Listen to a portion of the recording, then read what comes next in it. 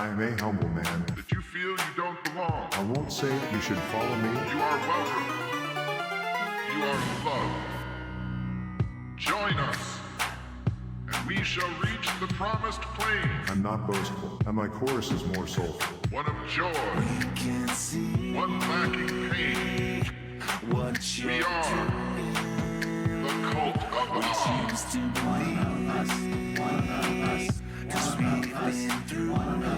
I am aware. Don't say it. I can see You it. feel you don't belong. I don't wanna. You don't need it. Once again, we are reaching what I'm needing. Don't say it. I can see it. Join us. I don't wanna. You don't We shall need it. reach Once the again, promised we are plain. reaching. One of joy, one lacking pain. We are the cult of Odd.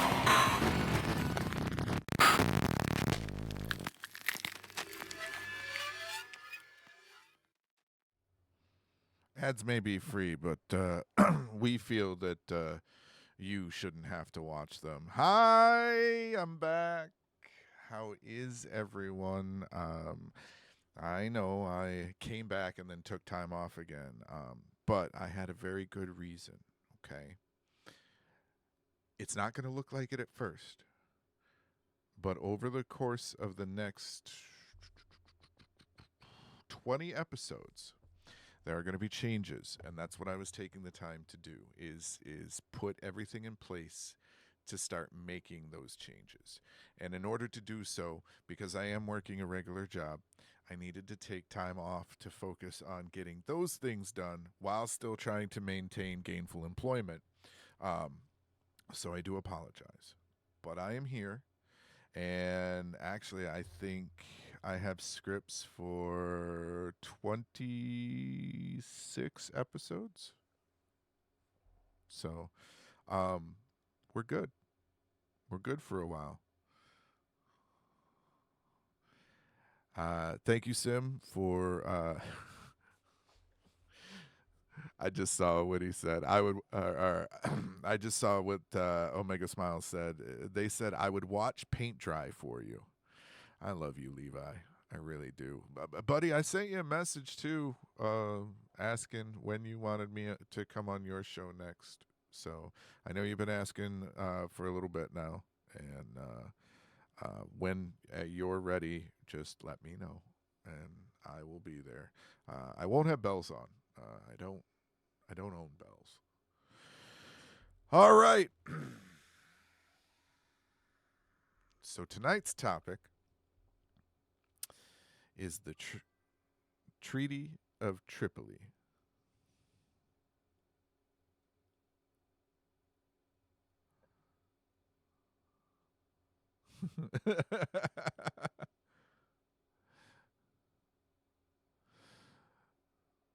So tonight's topic, I'm sorry, the chat threw me off. I love you guys. You guys are awesome. Tonight's topic is the Treaty of Tripoli. America's forgotten breakup letter. Now, history is full of bad decisions, but few have been funnier than America's first, nah, we're good. Essentially breakup text to the religious theocracy. And like most breakup texts, we still have people pretending it never happened. I'm talking about the Treaty of Tripoli. That's the U.S. government's official, legally binding, it's not you, it's us letter to theocracy. This treaty has pirates, diplomacy, and one of the most controversial government statements in U.S. history, one that still gets conveniently ignored while people scream, "Christian nation!" into their Chick-fil-A bags. But first, as always, and this is a segment that we're going to start doing away with for a little bit, we do have our viewer mail. And I think the issue that I'm having with the viewer mail is that sometimes people ask questions and you just go, huh? Who put your pants on for you?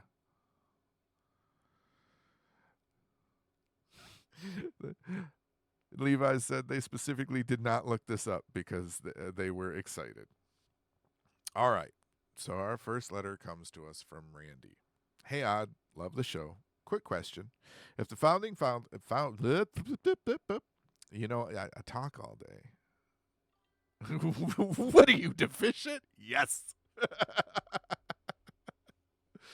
uh said, love the show. Quick question. If the founding fathers were so big on freedom, how come people still think we're founded as a Christian nation? My cousin keeps telling me go read a book, but I don't think he's read anything besides Monster Energy labels.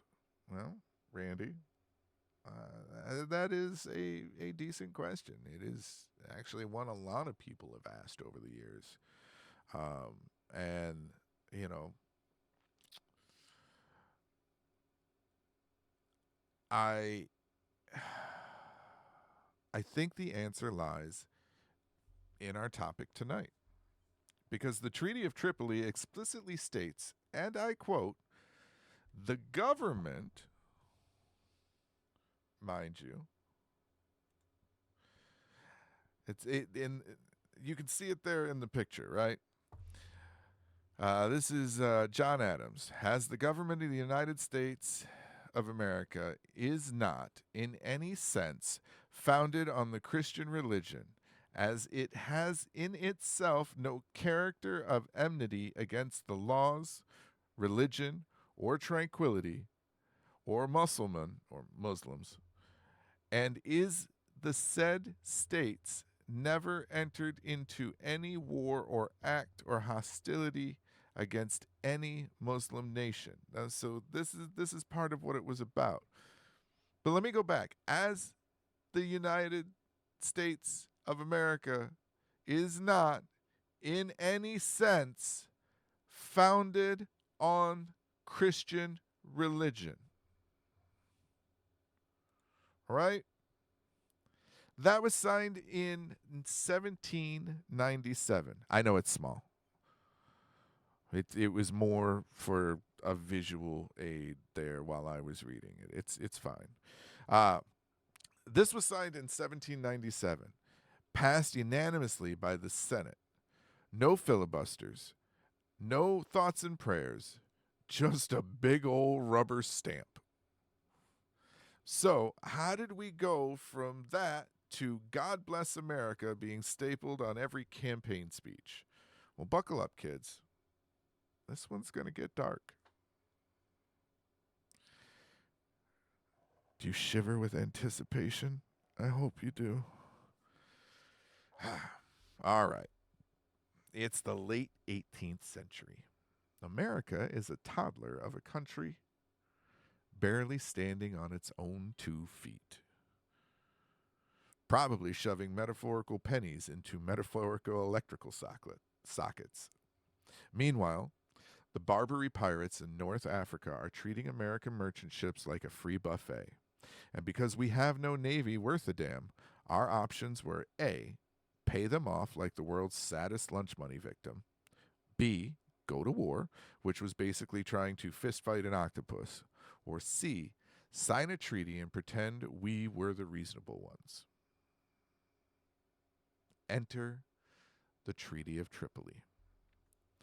It was mostly about ensuring safe passage for our ships and stopping the whole enslaving American sailors thing. But Article 11, that's the kicker. It's the one that flat out states our government isn't founded on Christianity, meaning no state-sponsored church, no divine mandate, no required prayers before Congress debates corn subsidies.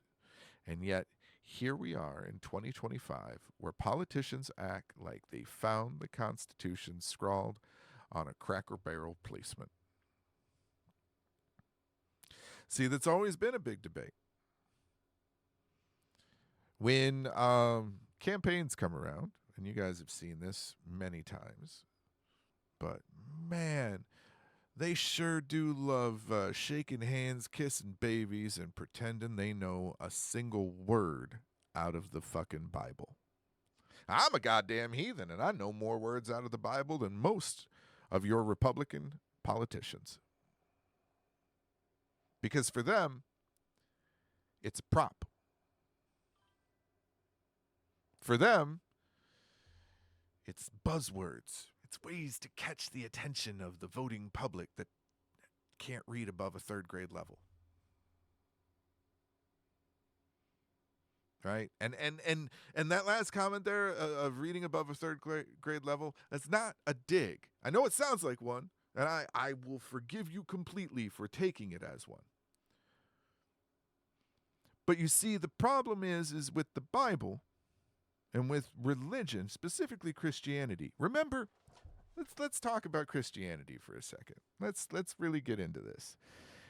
Remember that the whole thing of society essentially getting kicked off was because Sky Daddy got mad that the first woman ate from the tree of knowledge.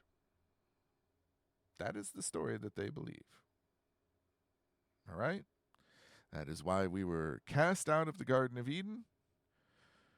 And that is why we have had so many trials and tribulations. That's why God had to send his only begotten Son down to earth to die for our sins. That is why women have a period. That is why life, as we know it, is a struggle. It's because somebody ate a goddamn piece of produce that gave them the wisdom and the knowledge of supposed gods. To me, that sounds like knowledge and education are a problem. And repeatedly throughout the book, there are points where those that will try to access knowledge or gain wisdom are continually smited.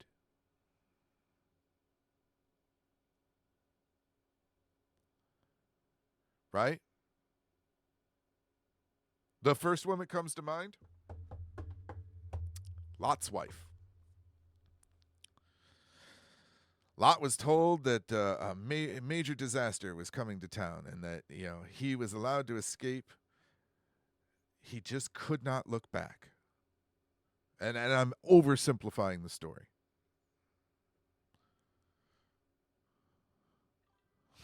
Yep. Lot's wife, on the other hand, she looked back. And she got assaulted. That's right. She wanted wisdom. She wanted knowledge. She wanted to know. She wanted to see and to know. Not just have faith, but to know.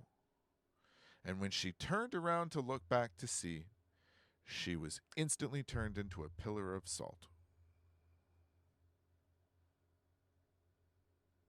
You wanted knowledge. You wanted wisdom. Tower of Babel was destroyed. The Library of Alexandria demolished, all in the name of supposed Christian God.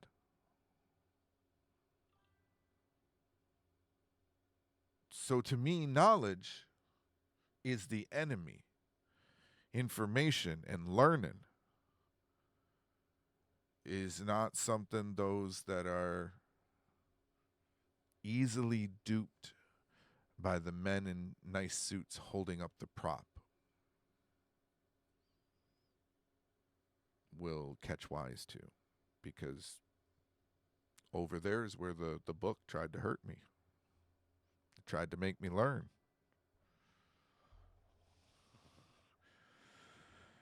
Michael Smiles says, I love the theory that there was an alien nuke that got dropped, and that's why they turned to salt.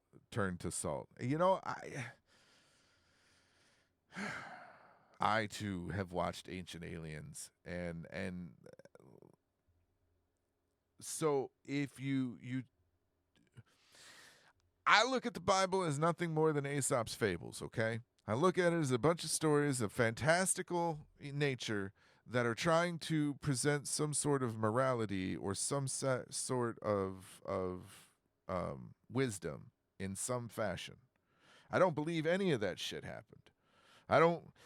There was probably some guy named Jesus way back when, but I severely doubt that he was like turning water into wine and fucking, healing the sick. I'm pretty sure there was a guy named Jesus that got crucified. I'm sure a lot of people got crucified. But I do not for 1 minute believe most of the stories as any kind of factual. But what do I know? I wasn't there, and I'm just a godless heathen. Well, anyways, if you listen carefully, you can still hear the Treaty of Tripoli screaming from the attic of American history. While certain politicians pretend it doesn't exist, and that's because, let's be real, if this treaty were a person, it'd be a disgruntled ex texting, "I told you so," every time the Supreme Court rules on religion in public schools. From 10 Commandment statues popping up in government buildings like a bad rash to Congress members praying before passing morally bankrupt legislation. We're watching people insist America was always a Christian nation. Even though John Adams, the guy who signed the treaty, was basically like, nah, fam, we secular. Laws today keep getting twisted to favor specific religious beliefs, whether it's reproductive rights. Hi, Motor City. Whether it's reproductive rights, LGBTQ plus protections, or education, the Treaty of Tripoli should be the mic drop that ends this fucking debate. But instead, it's like someone hit rewind, and now we're arguing over a concept that was settled 200 plus years ago.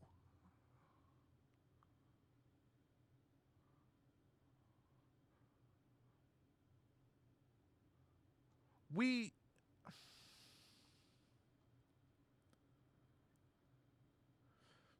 have been brainwashed. Right?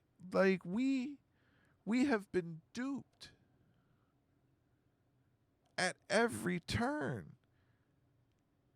And we are continually duped at every turn. I was talking tonight with Sim before the show about what's going on with Abrego Garcia. And they're lying to us to our face. They're lying to us right out in the open. And they always have been.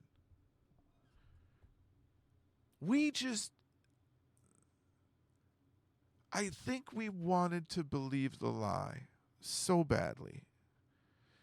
Because if we didn't believe the lie, then we would see how sad and depressing and corrupt everything around us is.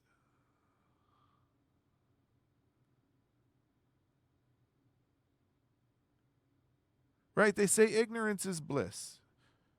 And there's actually been studies showing the smarter you are, the less happy you are.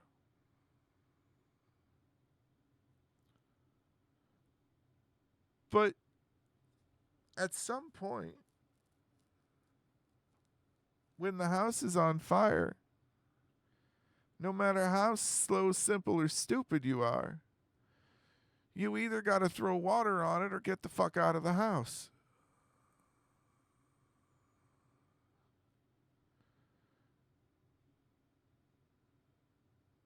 And I feel we're still in that what do we do spot.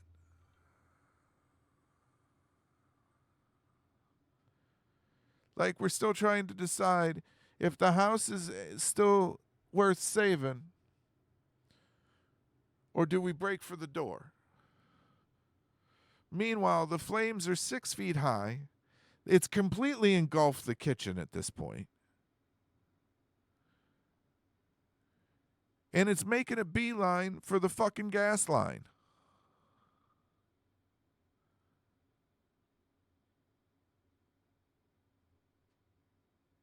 We are not a Christian nation. We are a nation with Christians. But that does not make us any more of a Christian nation than the fact that we have Muslims in our nation, than the fact that we have Jewish people in our nation, the fact that we have any other religion living within our nation.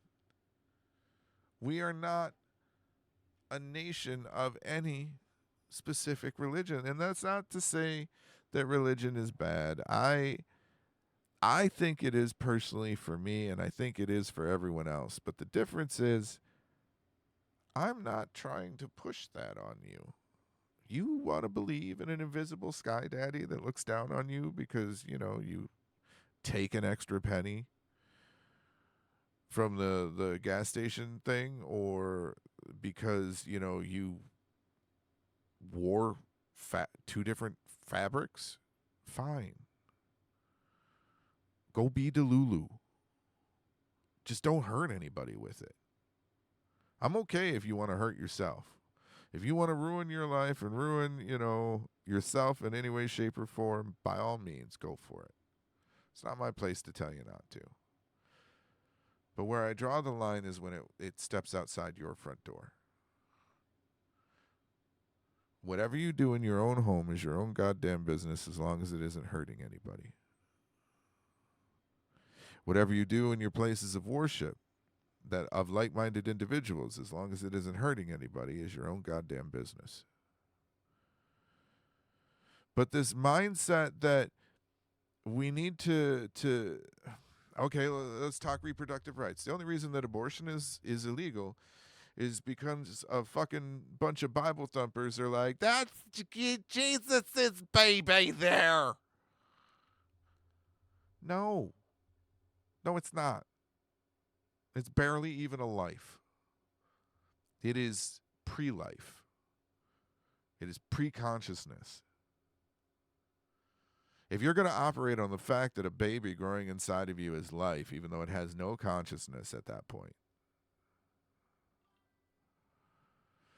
then I also will argue to you then you are murdering your grass, because technically it's growing. There's an electrical pulse that runs through it, right? You see all the time on YouTube and TikTok and whatnot, the people that hook those machines up that read the electrical pulses that are running through the plant life or the mycelium or whatever, like a flower or something like that.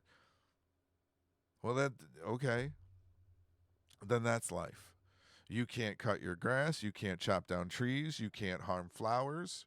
You can't grow and harvest vegetables. That's fucking genocide. Right? If we're going to argue that life growing inside of somebody, like a clump of cells that has the potential to become life and have consciousness, if we're going to say that clump of cells, just because it has the potential to become something, then the argument is, okay, well, the grass has the potential at some point, right? If you go far enough down the evolution line, I'm sure it'll gain sentient at some point. Fucking, could you imagine carrots walking around, punching people? Because I feel carrots are an angry vegetable. I don't know why. You would think tomatoes, right? But they're a fruit.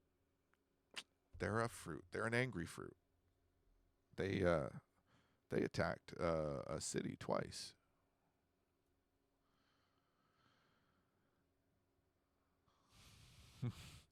Or pointy and sharp carrots. That's right.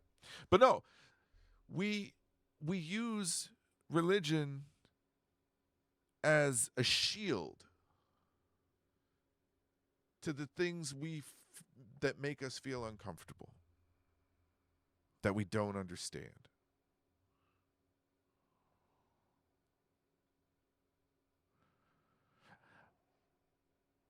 That's a good question. That is. But they've also had fruit on there, too. It's not just veggies. Granted, Bob and Larry, but Bob's a tomato, so Bob's not even a veggie. He's a fruit. I'm sorry. It's a fruit. But we use religion as a shield against the things that make us uncomfortable. All right? Because we don't understand. We don't have the brain power or the want for growth, right? Personal growth to understand certain things. They're just weird to us, and we want to leave them weird. Right? Like, what does it matter who you love? Right? What does it matter what gender they are? What does it matter who they choose to be or who they want to be or who they are?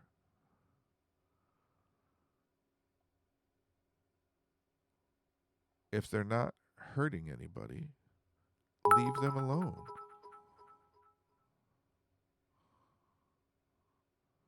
$100%, Levi. 100%. Thank you, Mr. Brown. Thank you for the 2 biddies. My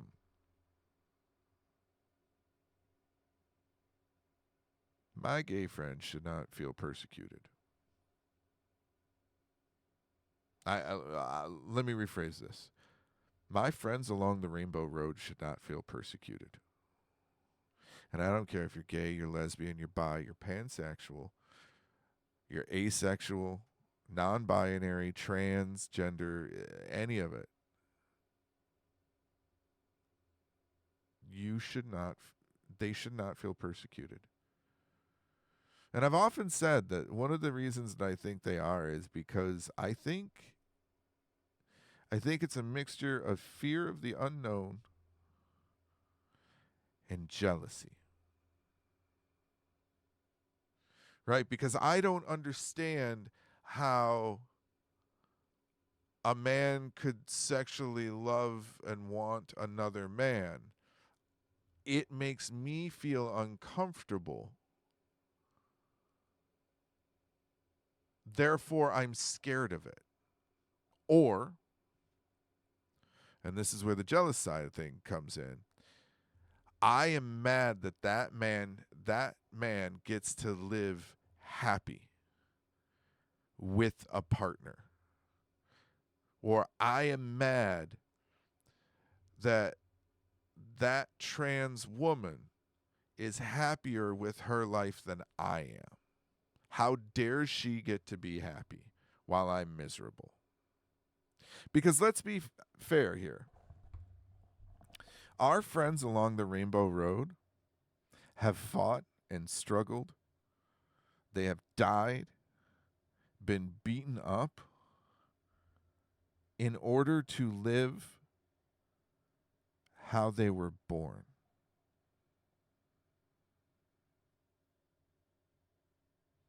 In order to be who they are, be true to thine own self, they have endured 100 lifetimes of agony. And yet, they persevere. And despite all the problems, they're happy because they are who they are. They're not living a lie. They're not living false pretenses. And I could see how that would make someone who is living a lie, who is living false pretenses, very angry. Right? Like, what's the number one sound heard in the Republican subcommittees? It's the fucking grinder alert. Why? Right? You're the Christian moral right. You love your wife. You got them 2.5 kids. You are living the American dream and getting railed in the fucking bathroom between sessions.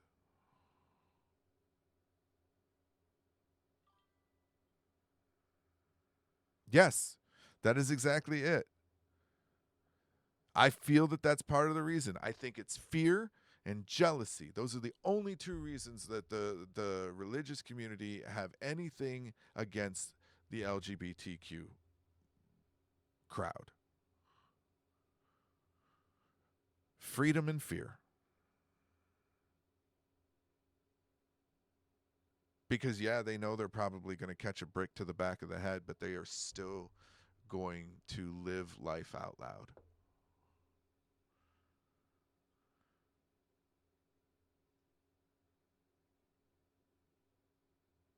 Religion has ruined so many things.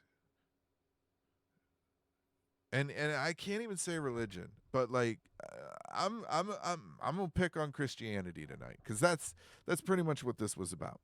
Is the fact that we are not a Christian-based nation. All right, we never have been, we never will be. No matter how hard they try to push it, and we need to stop allowing them to do so. The only persecution against Christians is we're trying to get them to sit down and shut the fuck up, right? God's only supposed to pick so many of you, right? When the rapture happens, right? There's only a certain number of y'all that are going to get to go. Shut up. Be one of the lucky chosen few that get to go. Because everybody that you're trying to save could take your fucking spot. You don't know how it works, right? You don't know how long you have to be a good little Christian. What if you fucking steal a cookie from somebody the day of the rapture, right before it happens, and somebody that you've pushed into Christianity takes your spot because God's like, you stole that fucking cookie. You were on a good run. You had a good run. Just had to take that cookie. You don't get to get raptured now. Sorry. Shut up. And just be one of the few. Right? Don't get mad at me because like you are not supposed to prophetize to people. You are not supposed to try to press your religion on others. It even says so in your own goddamn book. You can say you love your God. You can be happy. You can wear your little, like, symbols of worship, which, by the way, why did y'all choose the cross? Jesus got nailed to that. Why do you want to walk around with a fucking scene of a crime?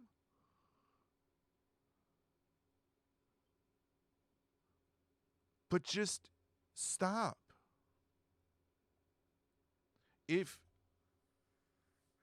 I used to have this conversation with a friend of mine. If you don't like gay marriage, don't have one. If you don't like guns, don't buy one. If you don't like something, don't do it for yourself, right? Like, I'm not a big fan of guns. I don't mind other forms of weaponry, but I'm not a big fan of guns. Now, I, up until just a few years ago, had never actually shot a gun. I had shot paintball guns, pellet guns, everything but an actual pew-pew. And so for my birthday, I went up north with a friend of mine, and I got to shoot my first gun. It was a .357 revolver. And I mean, I don't really know what all the fuss is about. I know the buddy of mine that I went with was insanely shocked that not only did I handle the kickback from it, but I knew how to handle it. And I knew everything. Like, he handed the gun to me, and when he handed it to me, I immediately pointed it at the ground. I did two things almost instantaneously. I pointed it at the ground, and I cocked it so the revolver side was out, so I knew there were no bullets in it. And he looked at me, and he said, I thought you said you never shot a gun before. I said, I haven't. He's like, have you ever been through gun safety? No.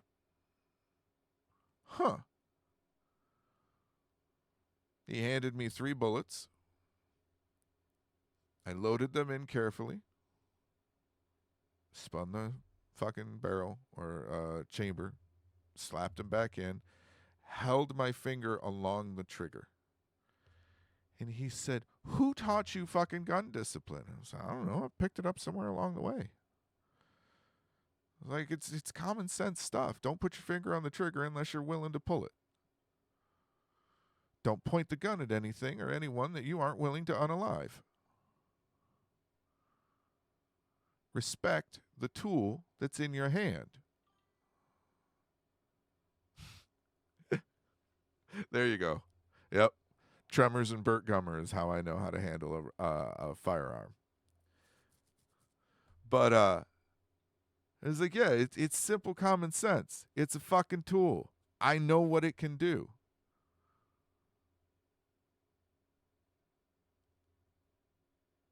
And I was like, I understand why gun safety is needed, but I mean, it's pretty fucking simple. Don't point and click at anything you don't want good and point and clicked.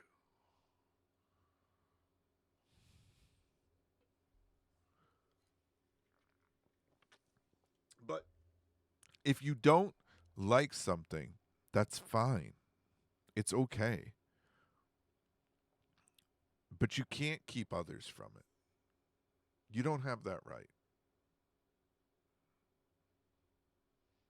If you don't want to do it for you, and you don't want your family to do it until your family, like your children are of legal age, they have to follow what you want. But the problem is, and see, this is where a lot of it goes wrong for a lot of families, right?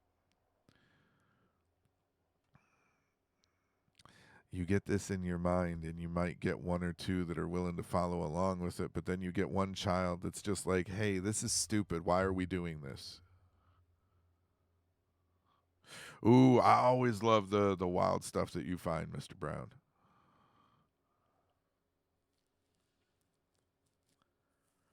It's always a joy. See, Mr. Brown and I have been friends for a while. Mr. Brown has been one of my longtime friends and longtime listeners. And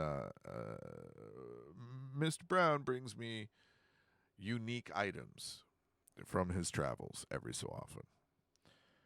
The first thing Mr. Brown ever brought me was some cards from the Vegas Strip, and they were for that there whorehouse, something that the religious people would be super mad about, even though half the men are in there.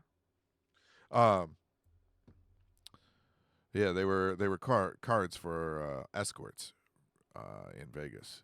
And then over the years, he's brought me a bunch of different stuff. He's brought me a couple of different pipes, bald man's hairbrush, and I think the most recent thing, if I'm correct, it was the bottle opener with the boobies on it. But Mr. Brown goes traveling quite a bit, and when he sees something odd, as long as it isn't super expensive, like, he'll grab it and bring it back to me. A lot of my friends will do this, and that's kind of one of the things that I've always said. Like, if you want to buy me a gift, like if you want to buy me a Christmas present or birthday present or whatnot, like I have a wish list set up, of course. But realistically, I don't want you to buy me anything off my wish list. I want you to buy me something that you saw and, made you think of me and, you thought, I would enjoy having. Because that means more. But anyways, we need to stop forcing our beliefs on others. And the problem is when you say it that way, right? Like when you say it like that, the issue ends up being is then the religious right says, well, see, you're doing the exact same thing, all right? You're pushing your beliefs onto me, and you're infringing upon my religion and my rights to be a deplorable human being. It's not the case, though. What we're asking you to be okay with is people living their fucking lives. What you're asking us to be okay with is admonishing half our fucking family. And what I was getting at is you're okay for like a generation, maybe two. Generation. Right. Mom and dad are super religious, right? They shit out like 2 kids. They're super religious. Or they're moderately religious, okay? It dilutes a little bit as you go down the line usually. And then you have like another kid. Or, you know, they have friends and their friends start putting new ideas into their head. You know, they're not bad ideas. They're new ways of thinking. This is how life is supposed to go. Right? We are supposed to absorb information, and when it contradicts our beliefs, we are supposed to examine it and grow from it. Why does this make me so angry? What can I do to change that? Why is my anger rational or irrational? Things like that. We are supposed to take information and grow from it. But see, what happens is the religious folks, they stand on that Bible. They don't take new information. Good night, Mr. Brown. Thank you for the support. Look at all them biddies. They don't take new information and use it to change their outlook. They consider it a personal attack against their outlook, and therefore it needs to be eradicated. And that's not how we grow as people. What it feels like is that the Christians specifically want to try and dumb us down enough so we can maybe get back into the Garden of Eden. I feel that's what their ultimate end goal is, right? Just make us stupid enough so we're happy again. And I got to admit, it's not a bad plan because they seem to be doing a good job of it. Did you know the national IQ level has dropped drastically? Go look that up. I'm not going to provide you with information beyond that. Go look it up.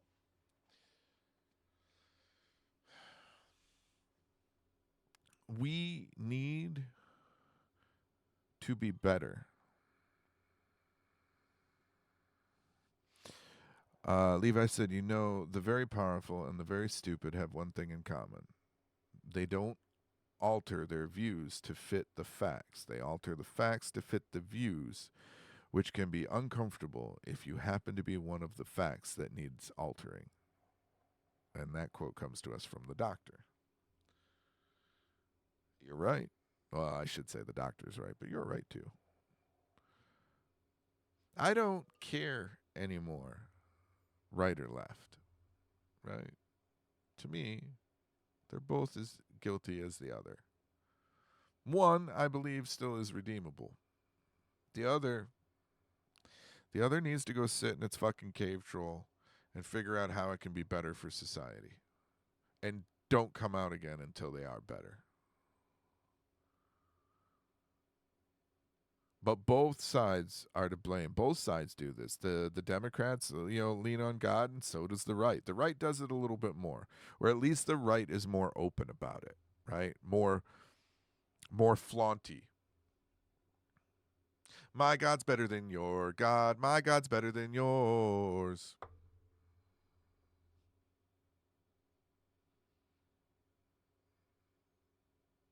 It's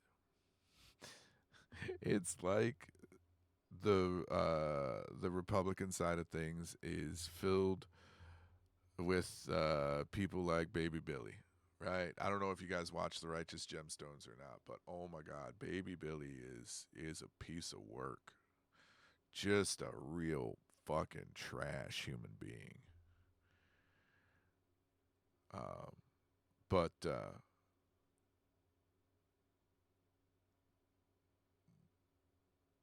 200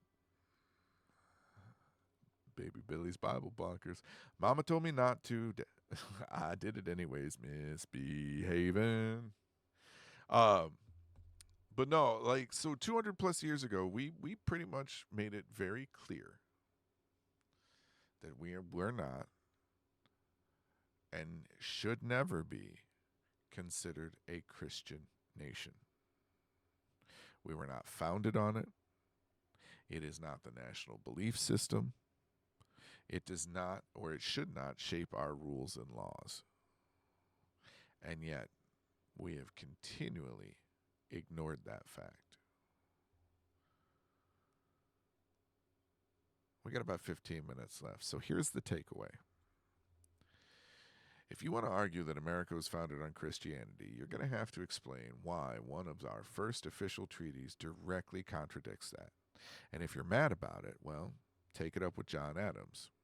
I hear he's taking appointments via seance. History is a long, weird, drunken road trip, and ignoring it doesn't change where it's been. The Treaty of Tripoli is like that. It's like that one friend who keeps receipts on everyone and isn't afraid to whip them out when things get uncomfortable. If we actually paid attention to what our founding fathers and our founding documents said, maybe, just maybe, we wouldn't be stuck having the same exhausting debates in an era where we have literal robots writing grocery lists. And how many times have you had to explain this to a family member? Let us know in the comments, or just send us a voice memo if you are exhausted.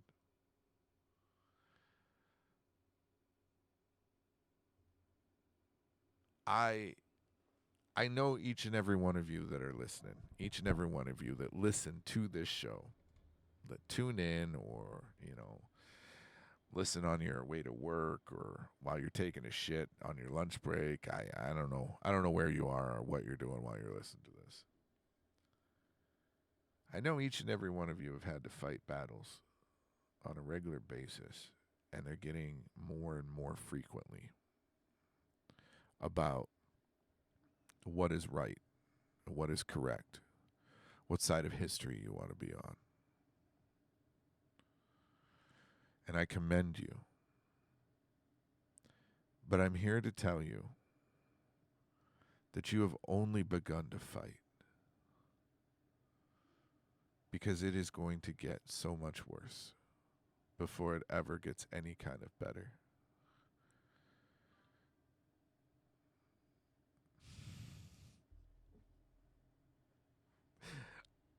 Ew.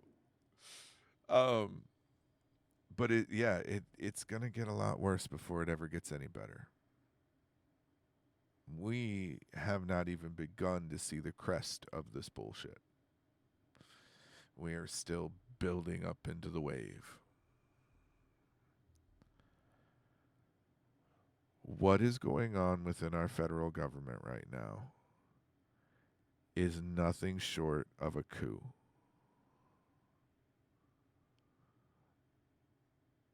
And that brings me to our topic for next week. That's right, ladies and gentlemen, we're going to talk about what a coup is and what it would look like and what's going on right now within our government. Because as it stands right now, there are no checks or balances in any decision that gets made in D.C. Because, see, no one branch was supposed to have all the power, right? The legislative and the judicial exist to keep the executive in check. The executive and the judicial exist to keep the legislative in check. All three are here to make sure to balance out the other side.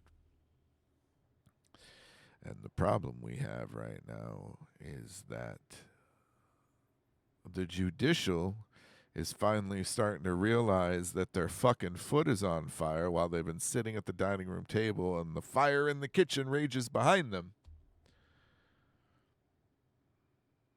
But because nobody thought to turn around and gain the fucking knowledge and wisdom that the kitchen was on fire, they can't do anything to put it out. And wouldn't you know it, the only exit was through the kitchen. This house is definitely not up to code. I'm going to tell you that right now.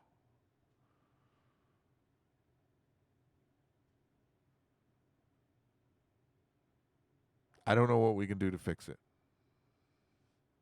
I have told people that it feels so surreal to watch everything that's going on in the country and literally watching our government just implode on itself, right? But yet you still got to get up and go to work every day.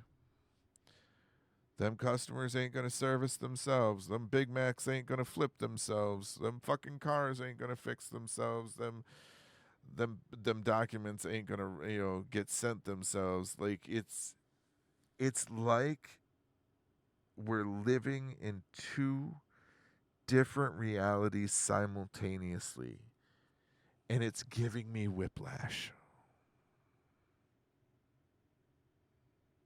Right?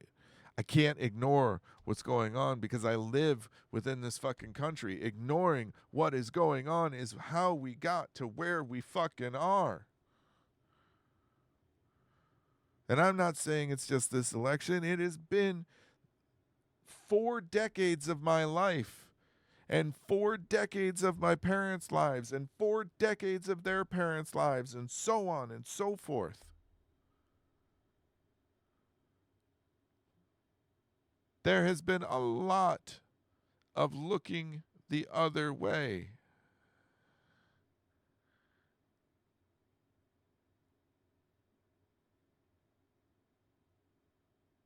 Because for some reason,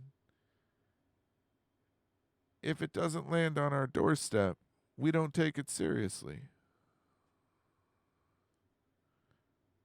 We used to be the nation that thought, fight the wars over there so they don't come here. Well, we spent so much time fighting the wars over there, that we let the enemy from within take hold. And rest assured, you're going to hear the right, you're going to hear the Republicans, you're going to hear the White House repeatedly use the term enemy from within. These are the homegrowns that the president was talking about. And he's not necessarily talking about our rapists. He's not talking about our murderers. He's not even talking about the people that shoplift. No, he's talking about anybody that doesn't want to get with the program, that doesn't want to roll over and give in to nationalism.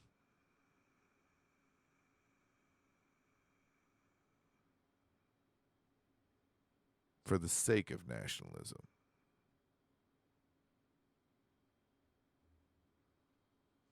You used to hear all the time, I have pride in my country, but I have no faith in my government. Well, my government has ruined any pride that I had left in my country. My government and the society I live within have ruined whatever pride I had left for my country, and I'm not the only one. Now all I have is the same thing I had during Obama's presidency, hope. I hope things get better. I hope we're able to pull it out of the fire. I hope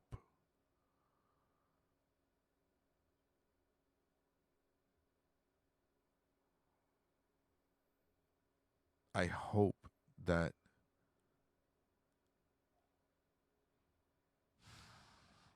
we had good homeowners insurance and that they'll cover the full repair of the kitchen.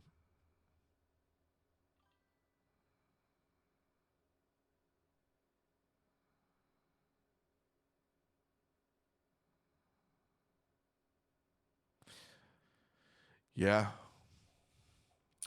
I know how this plays out as well. Anyways, next week, we're going to learn what a coup is.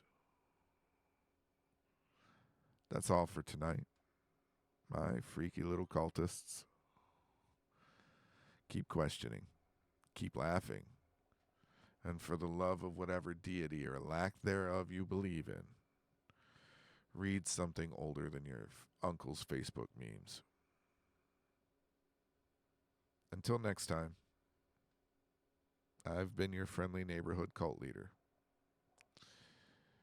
And you've all been delightfully weird.